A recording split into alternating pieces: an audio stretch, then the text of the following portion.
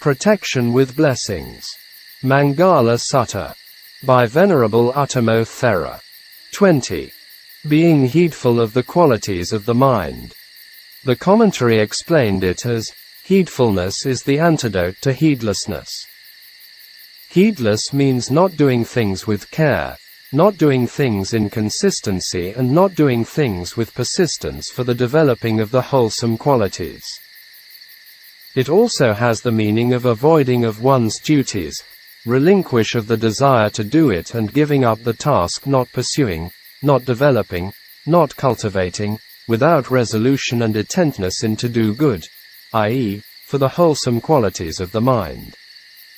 Always have mindfulness, sati, in daily life for doing things regard to ordinary and wholesome matters. It is called a blessing because it leads to mundane and supramundane achievements. The commentary equated heedfulness, appamada, to mindfulness, sati. In the Dhammapada, there was a chapter called Appamadavagga, chapter on mindfulness. The well-known verse on appamada, mindfulness, is verse 21. Mindfulness, heedfulness, is the way to deathless, i.e., nibbana. Heedlessness is the way to death, dukkha. Those who are heedful do not die, and those are heedless of if already dead. Here I want to extract some Dharma points from 2 talks given by Tipitaka Yor Sayadaw for reflection and contemplation. It seemed to me these were the excellent talks on appamada for practical purposes. And it also expressed the wisdom of Tipitaka Sayadaw. 1. Hundreds of fruits on a stalk. I referred this to heedfulness, appamada. It can cover the whole Buddhist texts, Pitakas, and has extensive meanings. Appamada was the Buddha's last word and his last teaching. The last word of the Buddha. Handa Dani, Bhikkhu, Amantayami vo, Vyadharma Sankara Appamadina Sampadetha. Now, take heed bhikkhus, I caution you thus. Decline and disappearance is the nature of all conditions, therefore, strive on ceaselessly with discerning and alertness. We have to use it practically, not just listen to the talk only. All Buddha Dharmas can be used. Our life can be secure and free from dangers by following it. It is the controller of our whole life. All our reliable dharmas could be stopped by losing sati. Therefore, the Buddha said that without appamada someone was like a dead person. Don't measure life with time limits. The value of life should be measured with dharmas. With sati, we have the knowing or knowledge. Even though we are blind or damaging of our body limbs, etc. And with the knowing and still alive. Otherwise, our knowing or knowledge is dead. Therefore, sati, appamada, is very important. Do you know how to live with aging, sickness and death? Could you be ready for dying? With sati, our life values are increasing because it leads to sila, samadhi and panna. These 3-fold trainings cannot separate from the practice of mindfulness. Sayadaw mentioned the people of Kuru state, now New Delhi area. These people were not wasting their times. Without sati, people are using their lives foolishly without benefits. They are only slaves to their khandhas and no benefits at all. Therefore, life without appamada is disgusting. All unwholesome dharmas will come in if losing the knowing. So, it is not different from a dead person. Mindful practice is following behind of which our bodies have. I.e., the 4 establishments of mindfulness. Only possession with sati can be called a human or can be called becoming a human. Then as long as with long life will have values, i.e., sila, samadhi, panna. In this way, the Buddha had arisen for us. With the development of Dharma power, value of life will be increased. As an example, fruits depend on a stalk. The fruits become in a random state if the stalk fallen off. It will be looked ugly. In the same way, all human matters are like the fruits and the stalk is like heedfulness, appamada.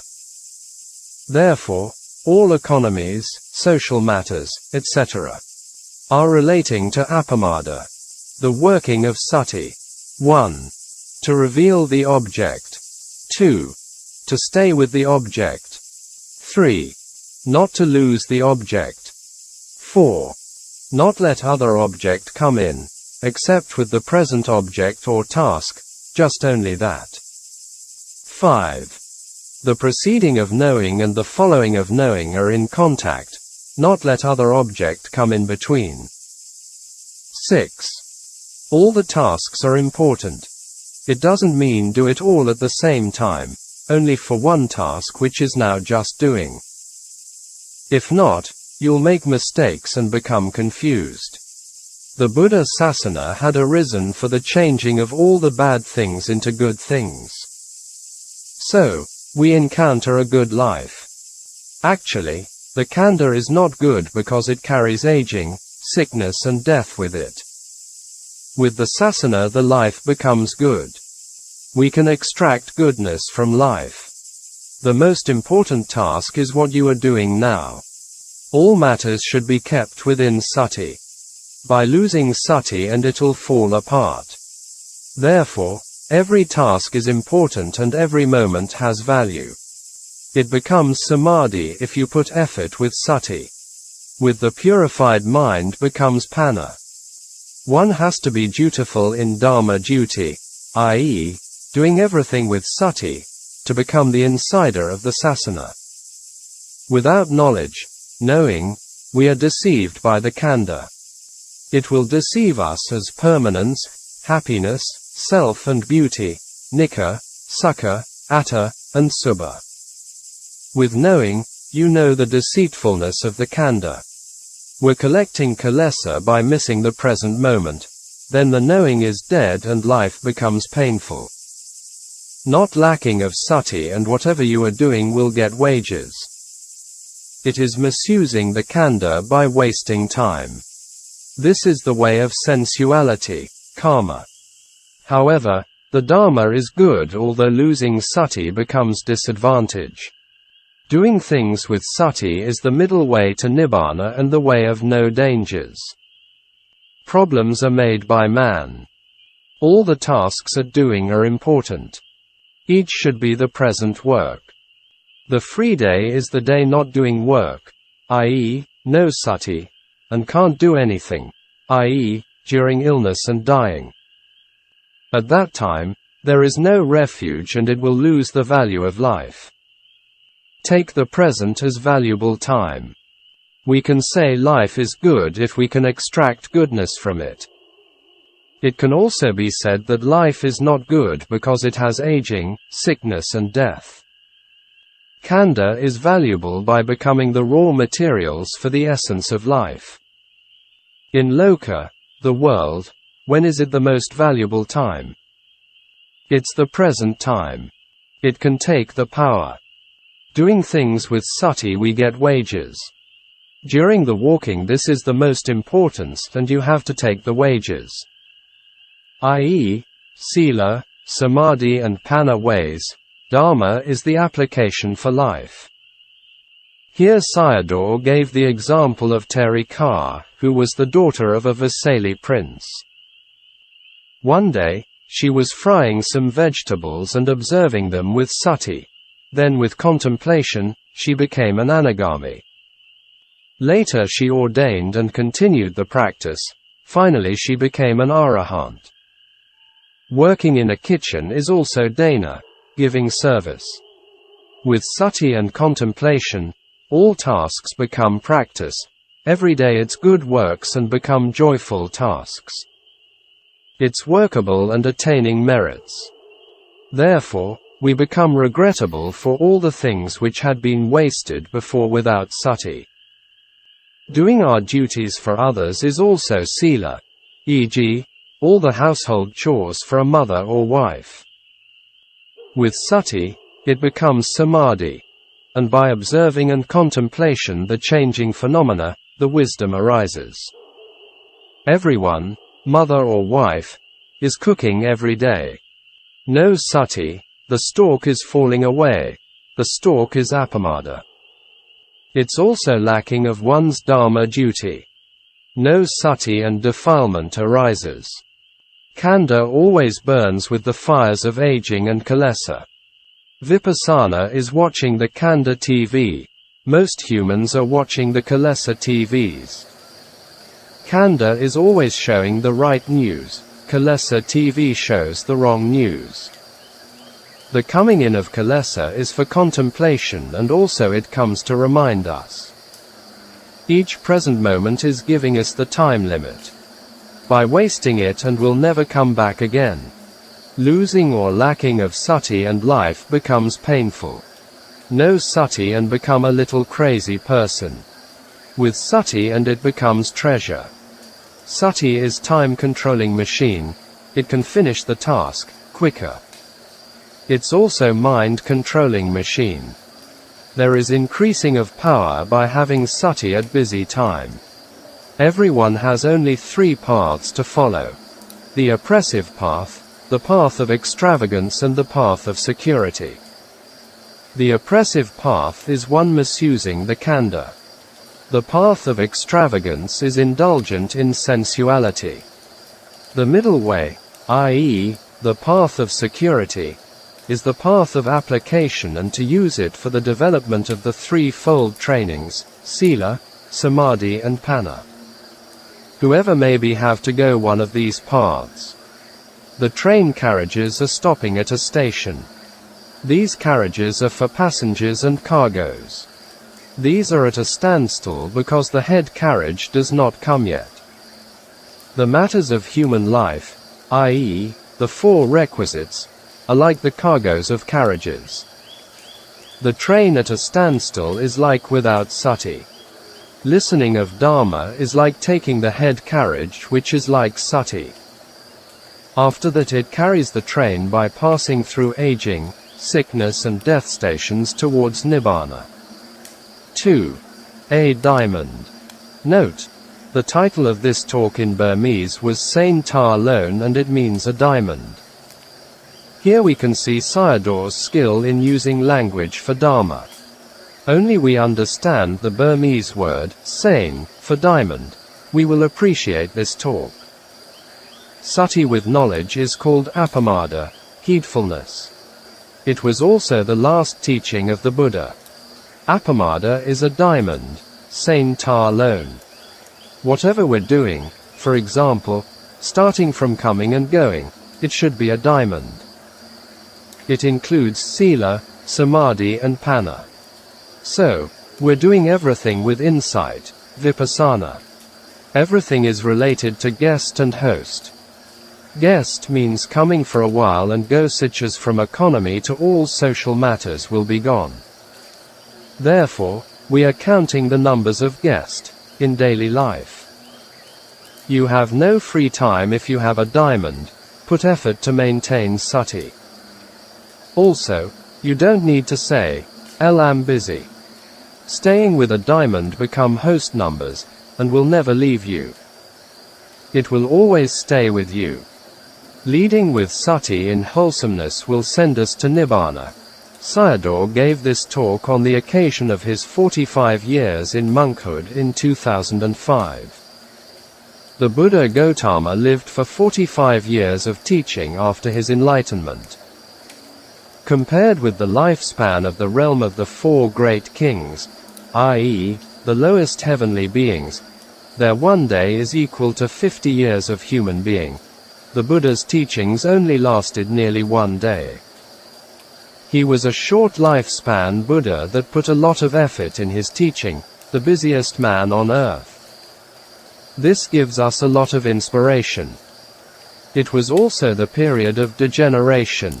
The human lifespan is only 100 years and it will decline to 10 years. And humans had thick kilesa, defilement. So, it was difficult to teach them. Therefore, He has to work very hard for it. He had to do a lot quickly.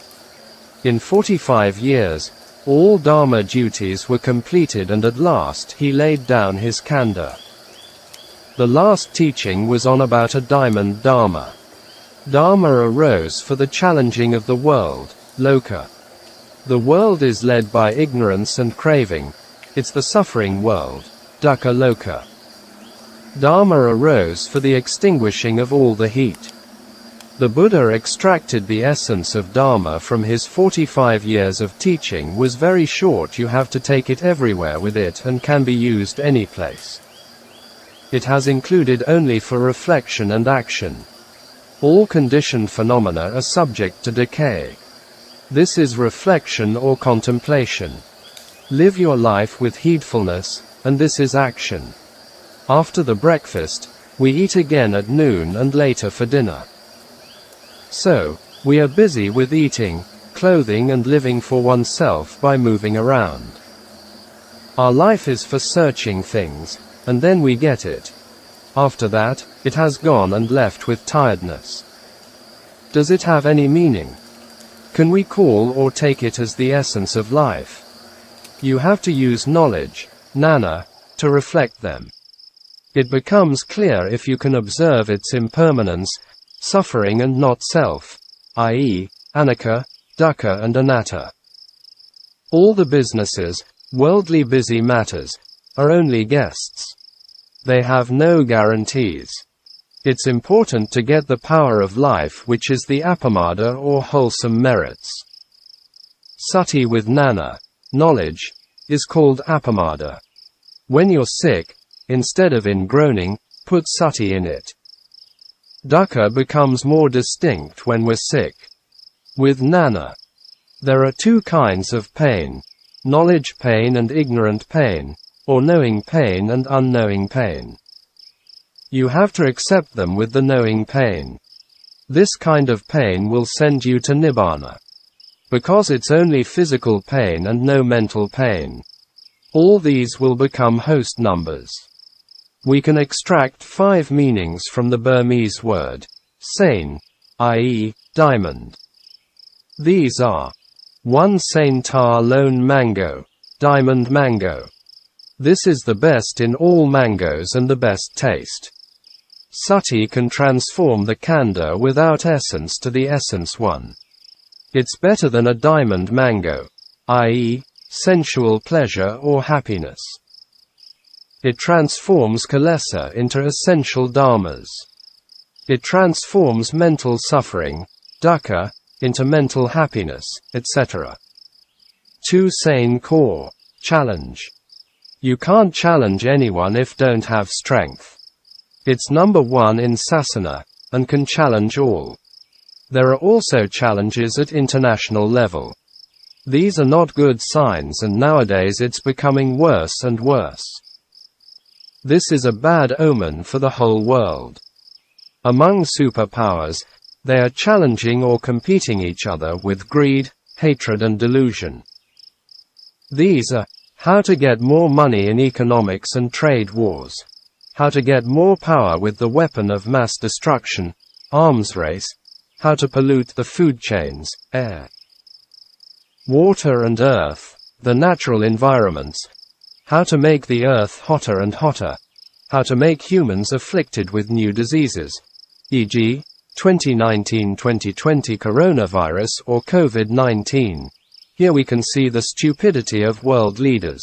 Instead of dealing with the epidemic in unity, they are finding faults and accusations to each other, etc. All these are wrong challenges.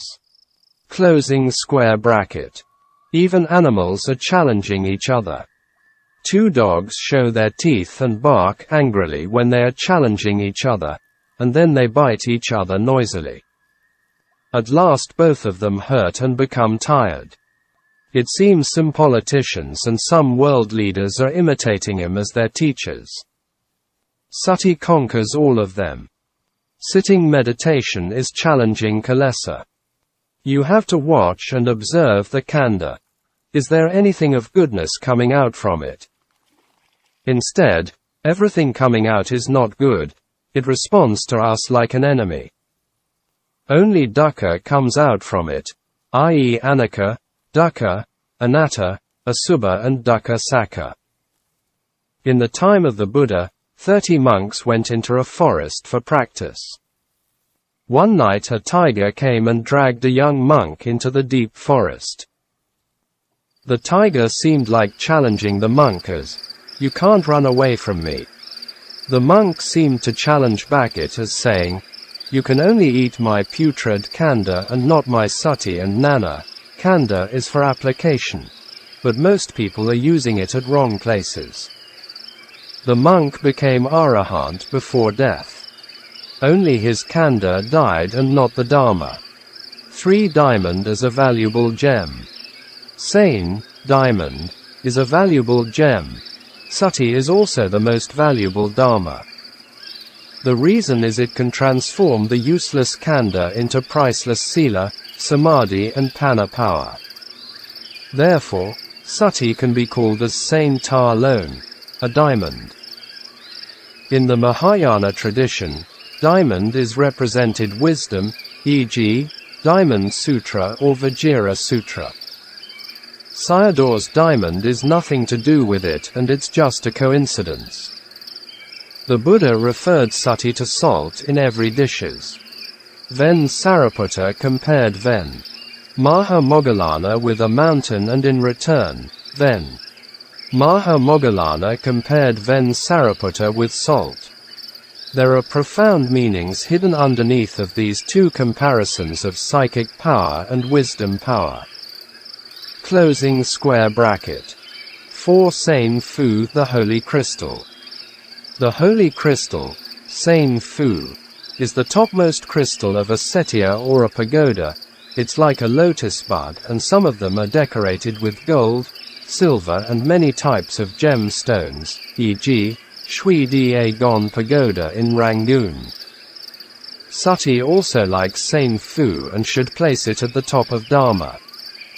5 Sane Pyong, mortar. The Burmese word for mortar is Sane Pyong. Why Sati is like a mortar? A mortar can shoot a target. In the same way Sati can do its task. The kanda is very near us, but we can't see its anicca, dukkha and anatta.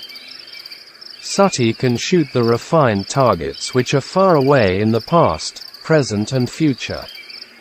Without sati, without knowledge and one cannot fulfill one's wishes. Keeping sati forever and have a joyful and peaceful life. Sayadaw was very skillful in composing short verses or poems in his Dharma teachings. He made the listener to remember the important points. Here was an example.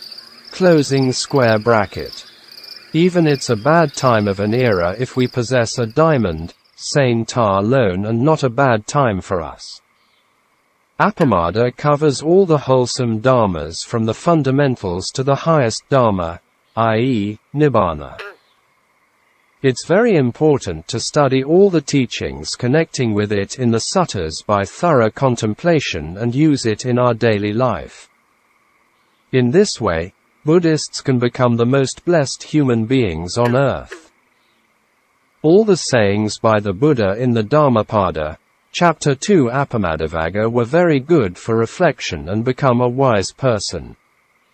Appamada is heedfulness. Here is being heedful in wholesome dharmas, mainly referred to worldly good deeds or merits. Appamada is also mindfulness, and it can be covered the whole Pitakas. This is not an ordinary heedfulness, being heedful in wholesomeness. It means always doing and performing in goodness. We should have steadfastness in doing good. This is not ordinary mindfulness and difficult to arise. Therefore, it has to be developed. Without mindfulness and knowledge cannot be arisen. Therefore, there is no discernment or wisdom without mindfulness. This kind of discernment or wisdom is not ordinary knowledge. It is thoroughly penetrating of natural phenomena. For the goodness to arise and realization of the nibbana element, we cannot be without mindfulness. In daily life must cultivate mindfulness and clear knowing, sati and sampajana. Near death also we cannot be without it. Heedfulness, appamada, has different levels. These are giving, precept, mind development, dana, sila, bhavana. In bhavana, mind development also has different levels, from sotapanna to arahant. Only by becoming an arahant that heedfulness is perfected.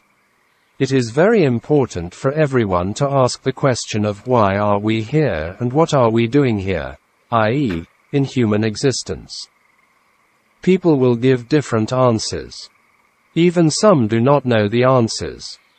Common worldly people will have different views and opinions, depending on their desires. People with different faiths also in the same ways. With the Buddha's teachings, Buddhists can give two general answers for this very important question. For the worldly people, they are for enjoying sensual pleasures and doing things to enjoy them. Different religious people are also for sensual pleasures and doing things to union with their God in heaven after death. True Buddhists have different views, and they have clear guidelines and clear paths for what to do. According to Buddha, human births are rare, and the best place for doing good is also the human world. Human beings have more chances and opportunities than any other births. The most important thing to do now is studying and following the Buddha's teachings to end dukkha. This is the highest thing to be done here. At least as a Buddhist one should or must do good deeds and abstain and refrain from misdeeds. To complete and fulfill the Buddhist task, we have to develop being mindful of the qualities of the mind. We must live a life with heedfulness, appamada. Appamada is so important in the Buddha's teachings that every day he was reminding the monks to be mindful or being in heedfulness. Before he passed away, the last words of the Buddha were also in heedfulness, Vyadharma Sankara Appamadina Sampadetha, all conditioned phenomena are subject to decay. Bring about completion by being heedful. Therefore, being heedful of the qualities of the mind is very important in worldly progress and spiritual development. In the Dhammapada, on the section of heedfulness, the Buddha compared a person with heedfulness, non-negligence, and the person with heedlessness, negligence, as a person awake and a person in sleep, a racehorse and a common weak horse. Heedfulness is the way to deathless, and heedlessness is the way to death. Those who are heedful do not die, and who are heedless as if already dead. A person with diligence, heedfulness, pure in thoughts and words or deeds will do everything with care and consideration. With restraining of the senses, he earns his livelihood by the wholesomeness that the fame and fortune of this heedful person will increase. The foolish and the ignorant give themselves to over-heedlessness, whereas the wise treasures heedfulness as a precious jewel. Someone delights in heedfulness, and seeing the danger in heedlessness advances as a like fire burning up all the fetters, samyojana. Someone delights in heedfulness, and seeing the danger in heedlessness cannot fall away from the path.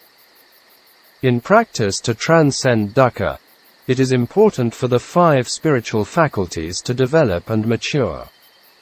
These are: 1. The faculty of conviction, Sadhindriya. 2. The faculty of persistence, Virendriya. 3. The faculty of mindfulness, Satindriya. 4. The faculty of concentration, Samadhindriya. 5. The faculty of discernment, Panandriya. Of the 5 faculties, conviction, Saddha, and discernment have to be in balance. Persistence, Viriya, and concentration, Samadhi, also have to be in balance. Only mindfulness, Sati, is no need to be in balance but stronger and better. Sati is also like salt crystals in every food. Sati is necessary for everything we do. Therefore, the Buddha was always reminding and encouragement to develop it. On Dharma level, the very important knowledge is not forgotten or not negligent the true nature of the khandha. Its true nature is changing, viparinama, inconstant, anicca, suffering, dukkha, not self, anatta, and loathsomeness, asubha. These are aging, sickness, and death dharmas that we should not forget them. After some time, everything will fall apart. With regular contemplation, we are not wasting times and living a meaningless life. Especially we should not forget about death with the contemplation of death, marananasati. Without negligence on death also leads to non-negligence of wholesome dharmas, merits, etc. It protects us from doing evil deeds and matters. And then we do only what is proper, useful, beneficial to oneself and others. Regular mindfulness on death can lead to the ending of dukkha, i.e., nibbana. Death can be compared to a big river flows into the sea, but they also have differences. The water flows down slowly, and it is becoming closer to the sea.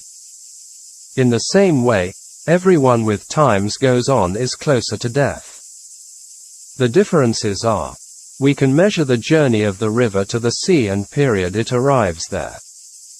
But we cannot measure on death. Now how much time still left for us to continue for this life? Even everyone has a different lifespan, and not everybody the same way.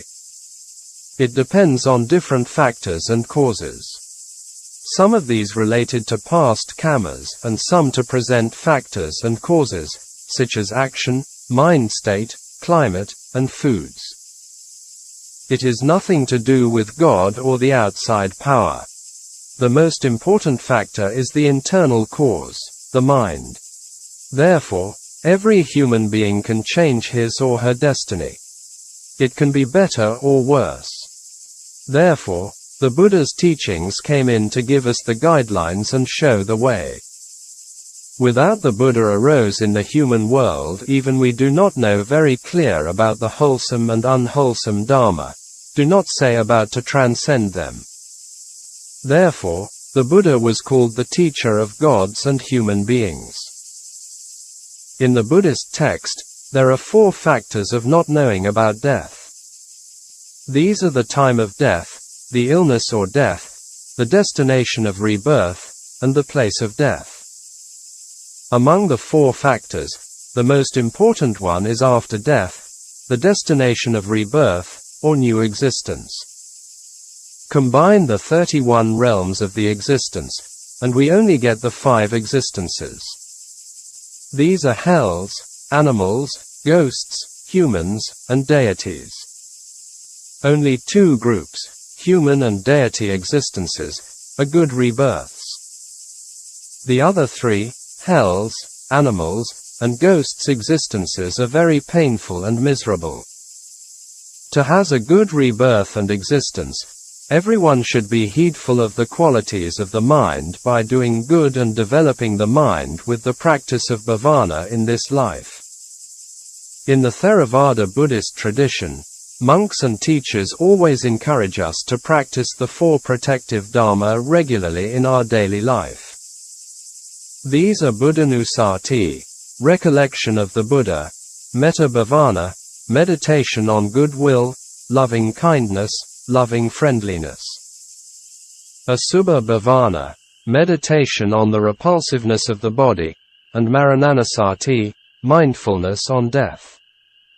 These contemplations are called Caturaraka Dharma, the 4 protective dharmas. With the regular practices can protect someone from fear, dangers, unwholesome mental states, and living a heedful life. In the Sutta Nipata, there are 3 suttas for metta bhavana, contemplation on the repulsiveness of the body and mindfulness on death respectively. In the Snake chapter, Metta Sutta, Discourse on Goodwill, SNP 1.8, and Vijaya Sutta, Discourse on Victory, Victory over Delusion or Overcome Attachment on the Physical Body, SNP 1.11. In the Great Chapter, Sala Sutta, Discourse on the Arrow, Mindfulness on Death, SNP 3.8, all these are very good for contemplation. Already we have mentioned that there are many different levels, from the worldly results to spiritual attainments, for being heedful of the qualities of the mind.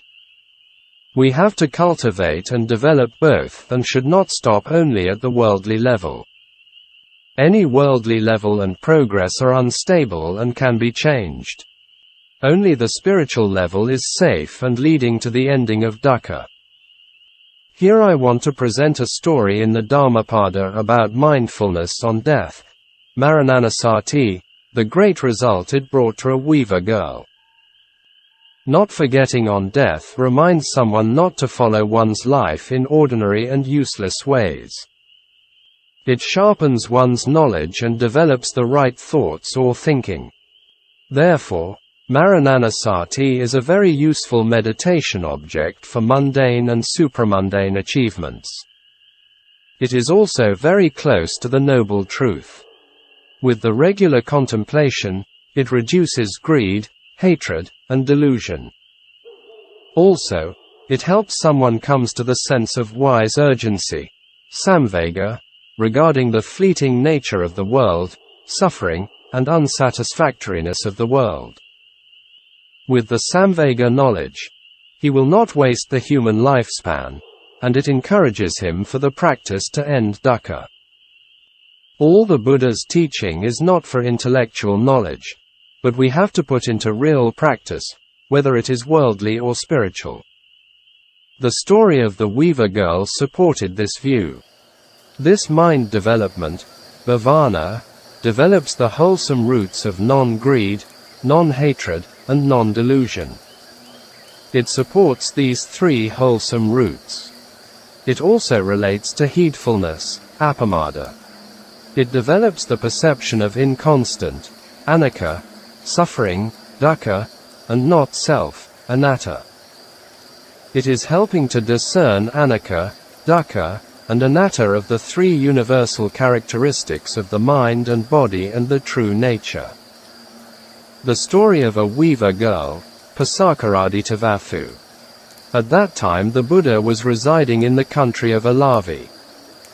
At the end of an alms-giving ceremony, he delivered a discourse on the inconstancy of the khandhas. He taught the people to be always mindful and put effort to perceive the true nature of the khandhas. With the practice, it was like armed with a weapon to meet a poisonous snake, i.e., death. One who was ever mindful of death would face death mindfully, and after death would have a good rebirth. In the audience was a 16-year-old girl who understood the message and took it seriously, and practiced the teaching regularly. After 3 years had passed by, one day the Buddha was as usual surveyed the world to help living beings. He saw the young weaver woman, now 19, in his vision and knew that the time was ripe for her spiritual attainment.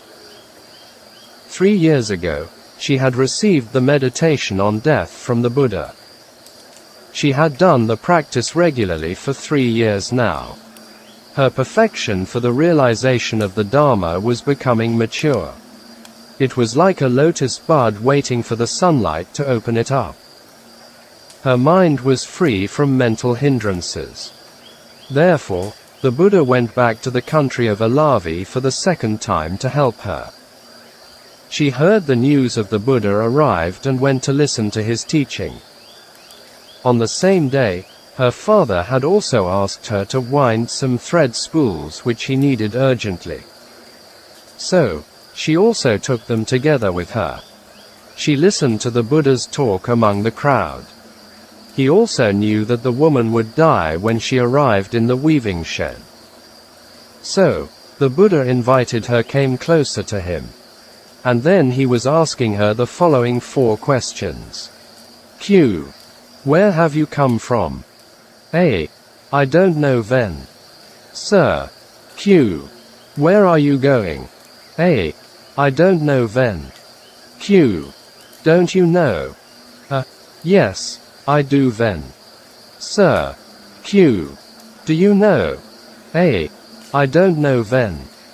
These were not ordinary questions and answers as most people thought. Only the Buddha and the young woman knew them. So, the Buddha asked her to explain to them. The direct questions and answers of them were as follow. Q. From what past existence you have come here? A.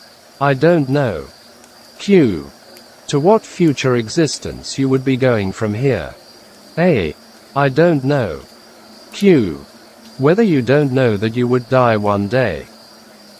Yes, I do. Q.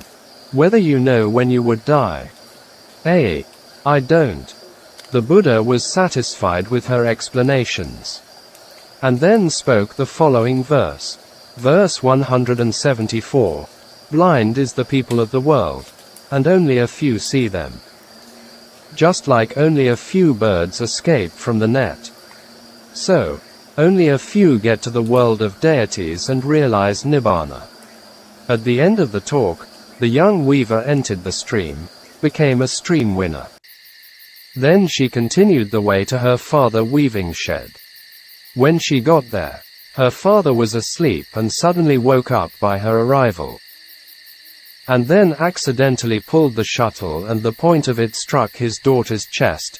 She died on the spot, and he was in broken heart. With great sorrow and pain, he went to see the Buddha. The Buddha with Dharma talk lightened his sorrow and pain. He had strong samvega, sense of wise urgency, and entered the monastic order. Dhammapada Atthakatha, 13. Lokavago, 7. Pasakaraditavathu, Dha. E. 170-6. With diligent practice and he became an arahant. Once, King Pasenadi of Kosala asked the Buddha a question. Is there any one Dharma in the world could complete and fulfill one's goal in the present and future? The Buddha's short answer was, Apamada Dharma, being heedful of the qualities of the mind. This is the highest protection with a blessing.